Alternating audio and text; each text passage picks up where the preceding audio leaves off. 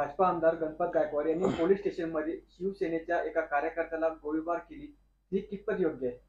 असं आहे की लोकप्रतिनिधी जे असतात त्यांनी खूप संयमानं आणि संतुलित बोलणं आणि वागणं ठेवलं पाहिजे, कारण समाजासमोर लोकप्रतिनिधींचा आदर्श असतो. एखाद्या सत्तेतल्या आमदारानं पोलीस स्टेशनच्या म्हणजे ठाणेदाराच्या कॅबिनमध्ये गोळीबार करणं हा महाराष्ट्र आहे, हा काही बिहार नाही, लक्षात ठेवा.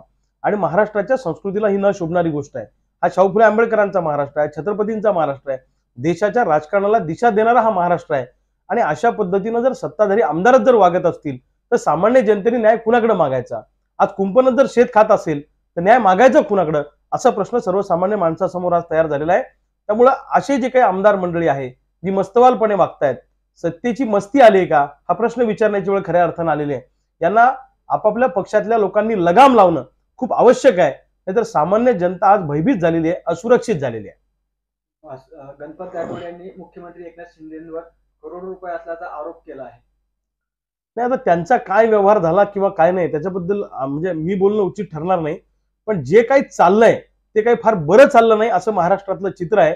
आणि ही महाराष्ट्राची संस्कृती नाहीये. तुमचा खासगी व्यवहार असेल, आपसी वाद असेल, तो बाजूला ठेवा, पण लोकांनी तुम्हाला निवडून दिलं तर तुम्ही काही आचारसंहिता पाळली पाहिजे वागताना. अशा पद्धतीनं जर नेते मंडळीच वागत असतील तर कार्यकर्त्यांनी काय आदर्श घ्यायचा, सामान्य लोकांनी काय आदर्श घ्यायचा? जे घडतंय ते चुकीचं घडतंय.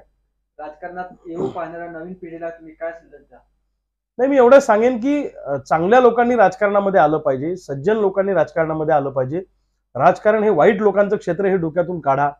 ठीक आहे, याच्यात संख्या वाईट लोकांची खूप असेल, पण याच्यामध्ये प्रामाणिक लोक सुद्धा काही टक्के आहेतच. त्यामुळे चांगल्या लोकांनी राजकारणात येऊन ही राजकारणाची गटारगंगा स्वच्छ केली पाहिजे आणि सज्जन लोक राजकारणात आले पाहिजे. शॉर्टकट मोठं व्हायच्या मागे न लागता आपल्या कर्तृत्वाच्या जोरावर, आपल्या इमानदारीच्या जोरावर आणि प्रामाणिकतेच्या जोरावर सुद्धा राजकारणात मोठं होता येतं.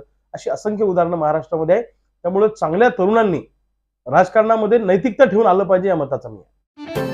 रोजच्या घडामोडी पाहण्यासाठी राजकीय दर्शन न्यूज चॅनल सबस्क्राईब करा आणि बेल आयकॉन दाबायला मुळीच